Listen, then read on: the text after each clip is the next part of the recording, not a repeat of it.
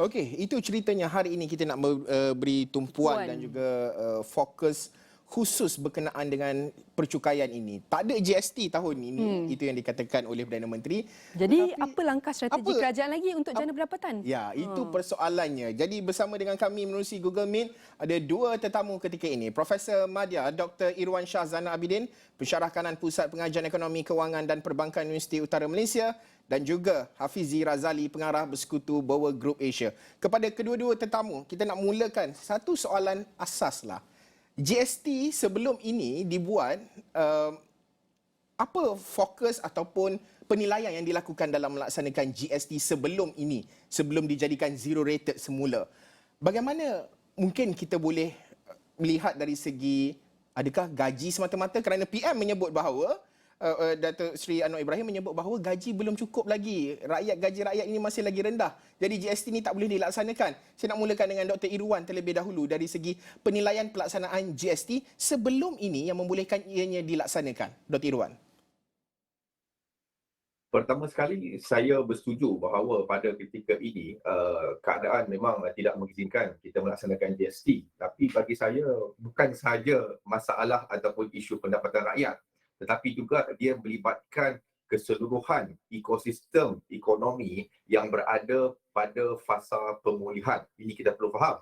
Kita berada pada fasa pemulihan pasca pandemik, dan begitu juga dengan hampir semua negara di dunia. Jadi saya tidak nampak ini adalah ataupun melaksanakan GST pada ketika ini adalah satu tindakan yang baik. Namun begitu, kita balik kepada keadaan sebelum ini, kerana kita bukanlah GST ini kalau dah dilaksanakan tu maksudnya dilaksanakan semula, bukannya benda yang baru. Kita pertama sekali melaksanakan GST pada 1 April 2015, dan kita perlu faham apabila GST dilaksanakan pada ketika itu, pengumuman itu telah dibuat lebih awal. Kita harus faham bahawa sebelum itu sudah ada pun perancangan di bawah dasar transformasi yang sudah pun menyebut akan adanya satu reformasi dalam sistem percukaian, dan ianya lebih jelas apabila bajet 2014 dibentangkan.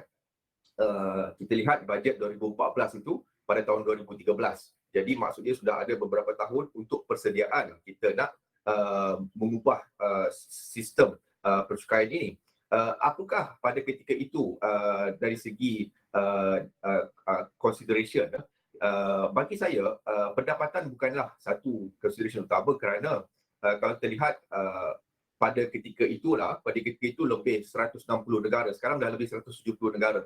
Lebih 170 negara yang melaksanakan GST ini. Bukan hanya negara, ia melibatkan semua kategori negara. Sama ada negara yang berpendapatan tinggi, negara yang berpendapatan sederhana tinggi, negara yang berpendapatan sederhana rendah, dan juga negara yang berpendapatan rendah, low income country. Saya fikir ini perkara yang kita perlu jelaskan supaya tidak ada satu persepsi bahawa GST ini hanya untuk negara maju, ataupun dikatakan kita tidak bersedia kerana kita bukannya status negara berpendapatan tinggi. Ini tidak betul lah, kerana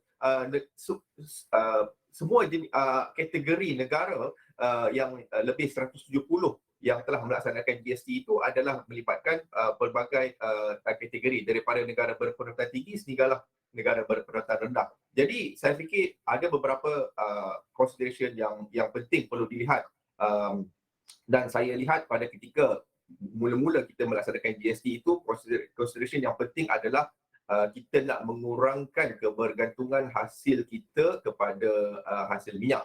Kita tahu bahawa contohnya tahun 2009 tu hasil minyak dah 40% daripada hasil negara kita daripada hasil minyak. Ini tidak sustainable di masa hadapan. Dia tidak memberikan, kita kata, ekonomi yang mempunyai daya tahan dan juga daya saing yang tinggi di masa hadapan.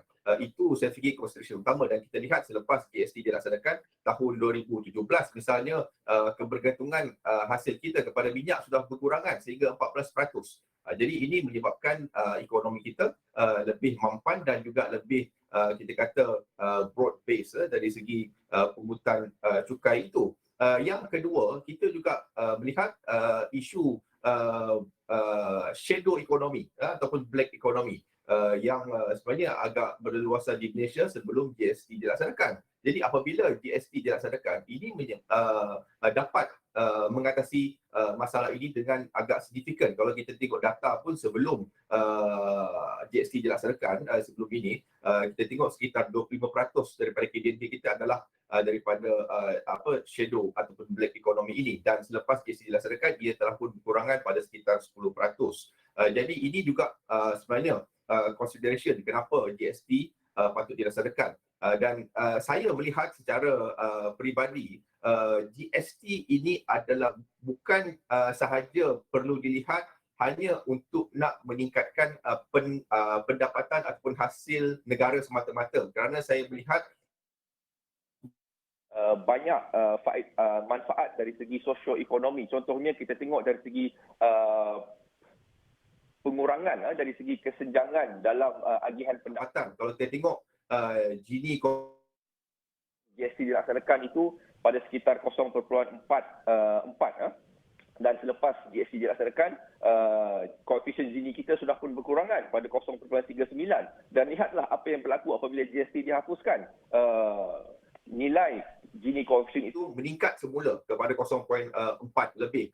Jadi saya berpendapat bahawa walaupun sememangnya pada ketika ini GST tidak sesuai dilaksanakan kerana kita dan juga banyak negara di dunia berada pada fasa pemulihan, tetapi kita perlu saya fikir bersedia daripada sekarang untuk menentukan bila kita nak laksanakan. Kalau tidak 2024, mungkin kita boleh bersedia pada tahun 2025, dan kita tidak mahu adanya kejutan dalam pasaran yang mengakibatkan tiba-tiba pasaran terkejut pula, tiba-tiba pula GST nak dilaksanakan. Jadi persediaan itu penting supaya kita nak mengurangkan kesan dari segi masalah pelaksanaan sistem ini di masa hadapan. Ya, Dr. Irwan, kekal di situ. Soalan sama saya nak ajukan kepada Hafizi. Hafizi, kita menyebut berkenaan dengan kenapa dahulu kita boleh melaksanakan GST, tetapi ketika ini Perdana Menteri memberi sebab antara salah satunya adalah perlu memikirkan berkenaan dengan gaji rakyat. Hafizi. Berbalik kepada persoalan asal, yang sebenarnya GST ini tidak terkait dengan kadar gaji, sebab kita dah dapat lihat implementasi GST ini tidak terlalu tertakluk kepada pendapatan sama ada negara ataupun individu. Tetapi apa yang kita perlu fahamkan adalah bila masa yang paling sesuai untuk kita perkenalkan GST. Selalunya GST ini diperkenalkan bila ekonomi dalam keadaan berkembang ataupun semakin baik, dan mungkin dalam konteks itu Perdana Menteri merasakan bahawa ini bukan masa yang terbaik memandangkan kita masih berada dalam satu proses pemulihan. Tapi dalam masa yang sama, seperti apa yang Dr. Irwan katakan, kita perlu bersedia untuk memperkenalkan GST ini kerana kita perlu memahamkan rakyat dan juga pasaran bahawa sistem GST ini adalah sistem pencukaian yang lebih cekap dan telus, dan apabila diperkenalkan kita perlu bersedia, dan ketersediaan ini adalah pelbagai. Yang pertama adalah dari segi kemahuan politik. Jadi di sini kita perlu fahamkan bukan sahaja rakyat tetapi juga kepada pemain politik bahawa GST ini merupakan satu jalan yang boleh membuka sumber pendapatan baru untuk negara supaya tidak terlalu bergantung kepada hasil minyak dan gas contohnya. Yang kedua adalah berkenaan dengan ketersediaan sistem pencukaian itu tersebut. Sebab sebelum ni kita dapat lihat bahawa sistem rebate GST, cukai GST ini adalah agak lambat, dan kesannya syarikat-syarikat terpaksa menanggung bayaran GST yang sepatutnya boleh diklaim kepada kerajaan, dan mereka kemudiannya menyalurkan lebihan kos ini kepada pengguna dan menyebabkan harga-harga pun meningkat. Jadi perlu ada satu ketersediaan, dan sebab itu saya katakan bahawa perlu ada satu prinsip di sini bahawa GST mungkin akan diperkenalkan dan kita perlu bersedia ke arah itu. Tapi yang lebih penting Haris, berkenaan dengan cukai ini kita juga perlu fahamkan bahawa sebelum ini kadar cukai GST itu agak tinggi dan drastik iaitu 6% dan memberikan satu price pressure yang agak kuat kepada pengguna.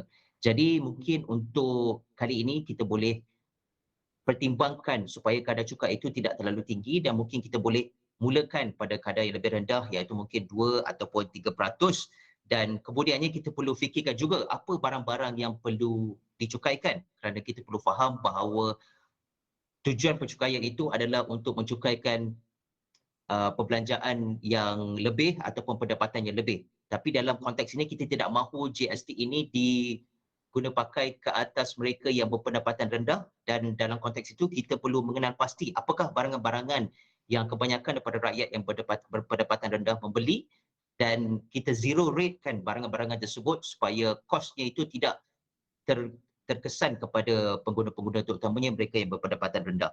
Dan apa yang saya mahu tekankan juga di sini bahawa Dr. Irwan ada sebut berkenaan dengan sektor ekonomi gelap tadi ya, dan ini adalah satu kerisauan yang legit ya, kerana kita dapat lihat apabila GST ini diperkenalkan, ada satu peningkatan hampir sekali ganda syarikat-syarikat yang dikenakan cukai berbanding dengan SST yang sedia ada.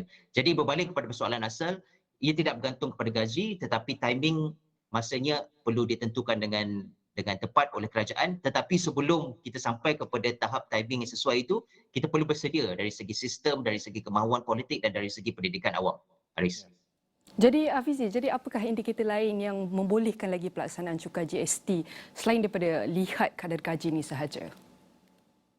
Ada beberapa perkara kalau saya boleh kongsikan. Yang pertamanya adalah keperluan pendapatan semasa kerajaan. Kita tahu bahawa sekarang ni tahap pencukaian di Malaysia hanya 2 daripada 10 mereka yang bekerja membayar cukai, dan pertumbuhan pendapatan kerajaan kita dapat lihat semakin perlahan setahun demi tahun kalau kita ikut KDNK, dan kerajaan terutamanya Perdana Menteri ada menyatakan bahawa kita mahu mengurangkan defisit fiskal untuk tahun-tahun yang akan mendatang. Jadi untuk menambah pendapatan kerajaan itu, pendapatan kerajaan tersebut, cukai mana yang kita perlu letakkan supaya lebih efektif dan lebih produktif, dan GST merupakan salah satu cara ya. Yang kedua adalah berkenaan dengan pertimbangan pentadbiran. Di sini kita kembali semula kepada kemahuan politik, sama ada kemahuan politik untuk melakukan GST ini ataupun tidak. Kerana apa yang kita mahukan adalah bukan saja untuk mendapat pendapatan yang lebih, tetapi juga untuk mendapat sistem pencukaian yang lebih cekap dan telus, dan mengurangkan keterisan daripada sistem ekonomi gelap atau bayangan yang agak berleluasa di Malaysia ni ya. Dan yang ketiga bagi saya adalah kembali kepada persoalan bila masa yang sesuai. Kerana kita tahu bahawa pengenalan sistem cukai yang baru ini mungkin akan menyebabkan satu tekanan kepada pemain-pemain industri dan juga pengguna, dan mungkin ada satu kenaikan harga yang kita dapat lihat untuk masa yang terdekat. Jadi pemilihan masa yang sesuai itu perlulah overlap dengan satu perkembangan ekonomi, dan bagi saya ini terpulang kepada jangka masa yang selesa untuk bukan sahaja Perdana Menteri tetapi juga perangkaan kewangan kerajaan. Okey, akhir sekali kepada Dr. Irwan.